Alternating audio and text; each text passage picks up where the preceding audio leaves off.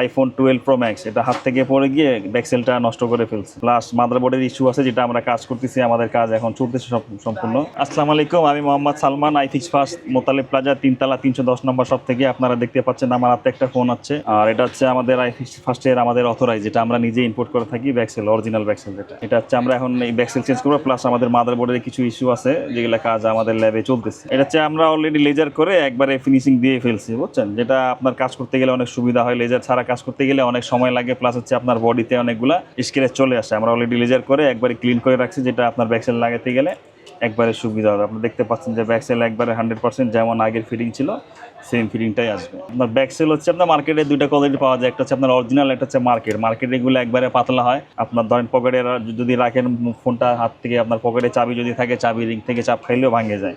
আলহামদুলিল্লাহ দেখতে পাচ্ছেন আমাদের 12 প্রো ম্যাক্সের যে কাজ ছিল, প্রবলেম ছিল আপনার ব্যাকসেলে, আমরা 100% ব্যাকসেল জেনুইন ব্যাকসেল লাগিয়ে দিয়ে একবারে কাজ কমপ্লিট করে ফেলছি। আপনাদের যে কোনো ফোনে যে কোনো প্রবলেম, অ্যান্ড্রয়েড থেকে নিয়ে আইফোন, যে কোনো ফোনে যে কোনো problem, motherboard issue, display issue, touch issue, আপনার সিপিইউ রিবোলিং, যে কোনো প্রবলেম হলে আপনারা আমাদের কাছে নিয়ে আসতে পারবেন। আর মোতালেব প্লাজা 3তলা 310 নম্বর শপে আমি থাকি।